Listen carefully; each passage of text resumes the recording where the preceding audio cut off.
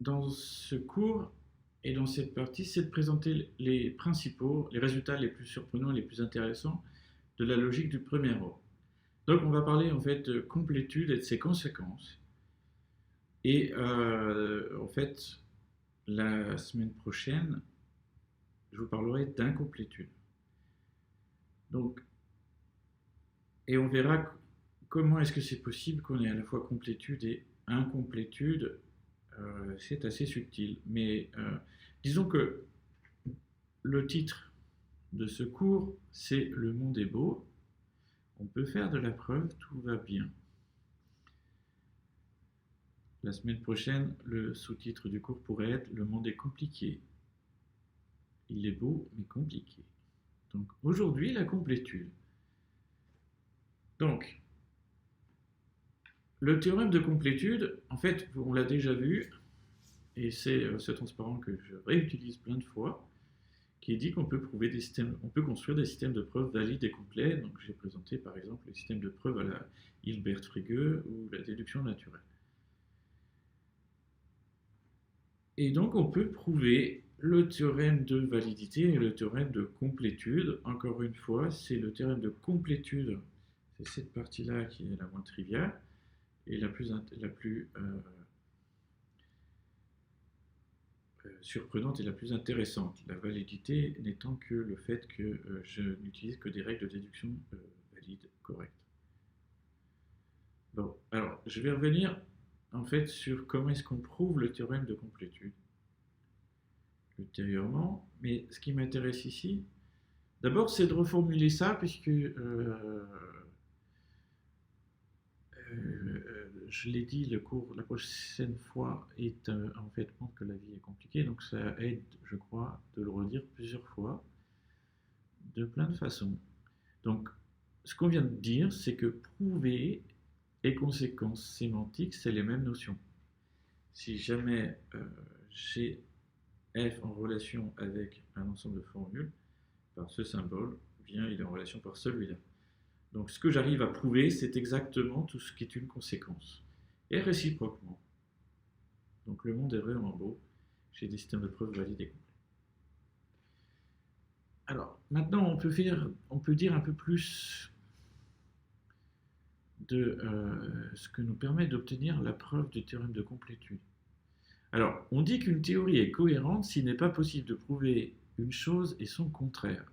Donc, c'est une hypothèse qu'on espère des théories, parce que si quelque chose n'est pas cohérent, donc si on prouve une chose et son contraire, en fait, dans tous les systèmes de preuves que j'ai évoqués, et c'est vrai dans tous les systèmes de preuves, alors on est capable de prouver n'importe quelle formule.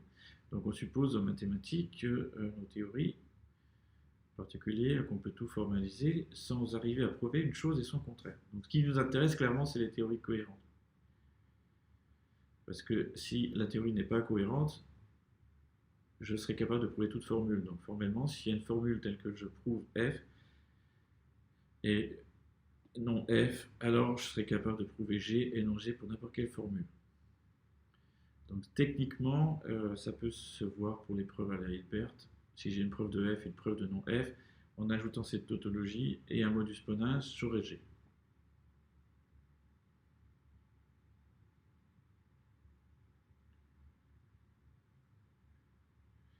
Alors déjà, ce théorème de complétude peut se reformuler autrement en jouant avec les définitions et les concepts.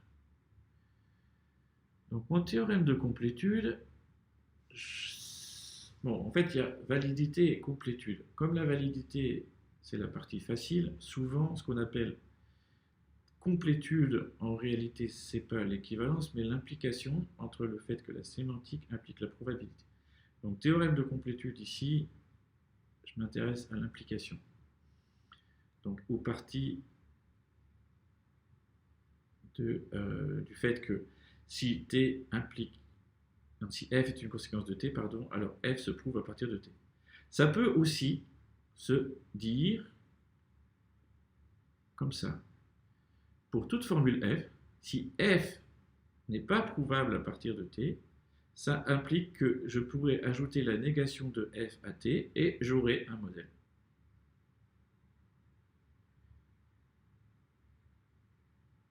Autre façon de le formuler, si jamais une théorie est cohérente, elle ne possède un modèle. Autrement dit, si une théorie est cohérente, ça veut dire qu'il ne prouve pas une chose et son contraire, eh bien elle possède un modèle. C'est en fait bien 3 fois clairement équivalent, et c'est un jeu sur les définitions d'arriver à prouver 1, 2 ou 3. Du coup, pour prouver le théorème de complétude que je vais évoquer plus tard, ce que je vais prouver, c'est ça. Si T est cohérente, alors T possède un modèle. Alors pourquoi est-ce que 1, 2 et 3 sont équivalents? Ben, l'équivalence entre 1 et 2 est triviale, c'est en fait la contraposée. L'un est la contraposée de l'autre. Maintenant, le fait que 2 implique 3, c'est facile parce qu'il faut, je considère une formule toujours fausse. Et si j'ai 2, alors j'ai 3.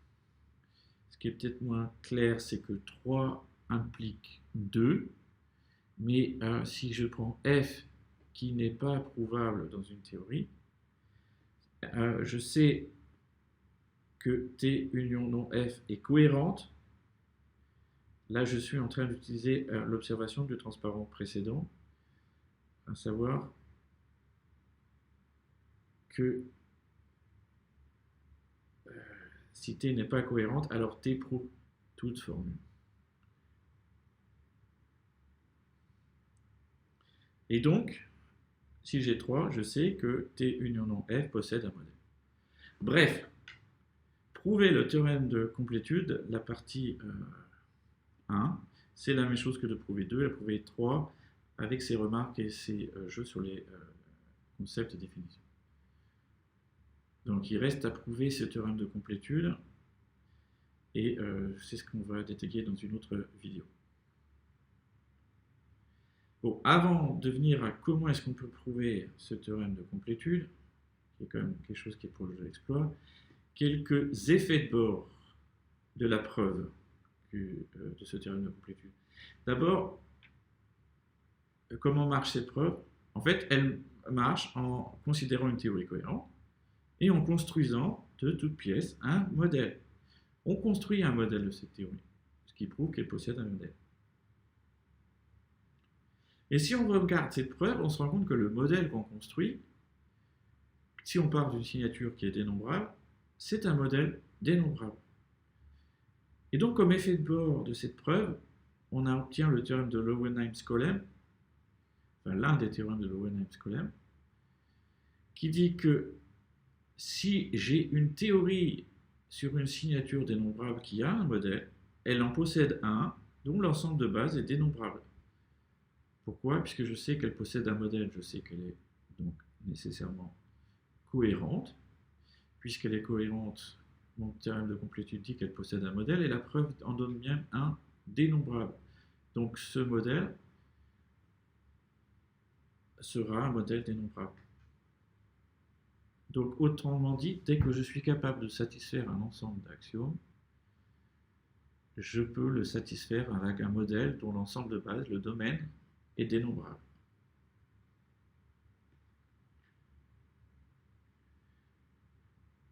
Un autre effet de bord de cette preuve du théorème de complétude, c'est le théorème de compacité. Si j'ai une théorie, alors ce théorème dit que si j'ai T, une théorie, T possède un modèle si et seulement si toute partie finie de T possède un modèle. C'est la même chose et la même formulation que pour le calcul propositionnel. La seule chose qui change, c'est la preuve. Et la preuve est aussi une conséquence, en fait un effet de bord de ce résultat de complétude.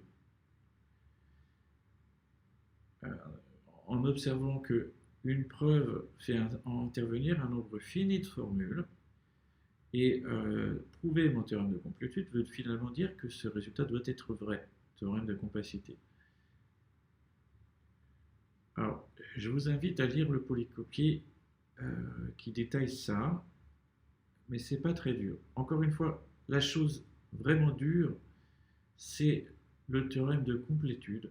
Tout ce que je viens de dire là, c'est en fait des conséquences de cette preuve, de ce qu'on dit dans cette preuve, de ce que implique cette preuve. Quelques applications de ces théorèmes. Eh bien, le corps réel clos. Donc, j'ai défini dans un des transparents ce qu'était un corps réel clos. Je rappelle qu'un corps réel clos, c'est par exemple les réels. Donc, c'est un corps qui vérifie. Donc il y a plein de caractérisations équivalentes, mais par exemple, le fait qu'un polynôme de degré impair, n'importe quel polynôme de degré impair possède une racine, et tout élément positif, donc c'est un corps ordonné, tout élément positif possède une racine. Donc c'est quelque chose qui est vrai pour R. Et on peut le formaliser avec la logique du premier ordre. Mon théorème de Lowenheim-Skolem me dit que, du coup, il y en a un modèle de cette théorie qui est dénombrable. Donc je suis en train de dire, conséquence, qu'il y a des corps réels clos dénombrables. Il n'y a pas seulement les réels comme modèle de la théorie des réels.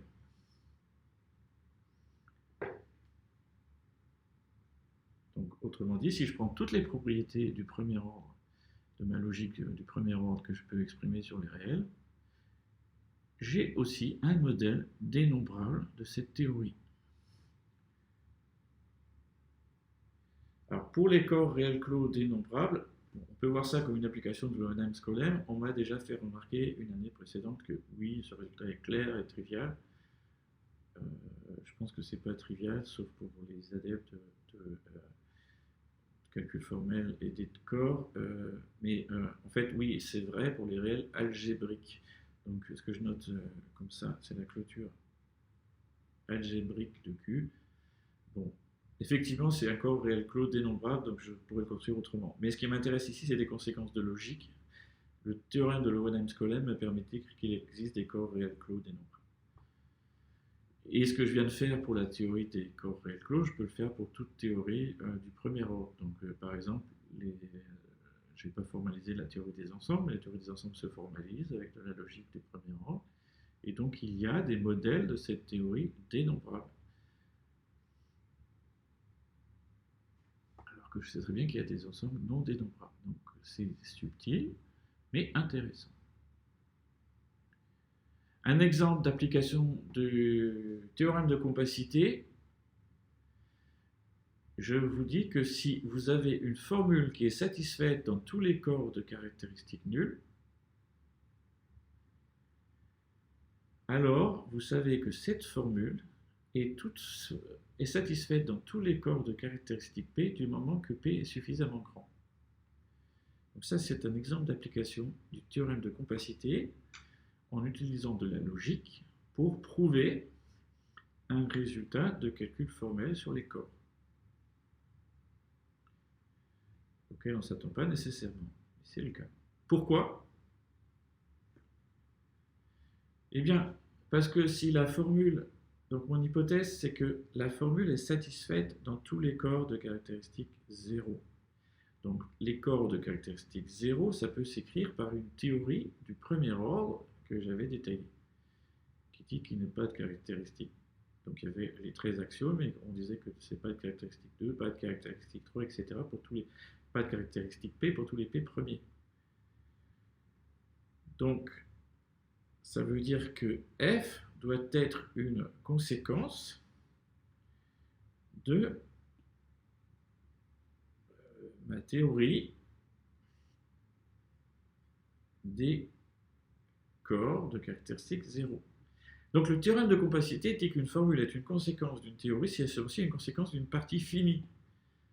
Cette partie finie va faire intervenir un sous-ensemble fini de T et un sous-ensemble fini de ces formules-là. Donc ça veut dire que c'est une conséquence d'une partie finie. Je peux prendre en fait un certain entier P suffisamment grand pour être sûr que tout ça est inclus dans T union non F2 non Fp. Donc c'est là que j'ai utilisé le théorème de compacité. Et bien maintenant, si f est une conséquence des axiomes des corps et du fait qu'il n'y ait pas de caractéristique 2, pas de caractéristique 3, pas de caractéristique P jusqu'à un certain nombre de P, ça veut donc dire que f est vrai pour tous les P plus grands que ce grand P.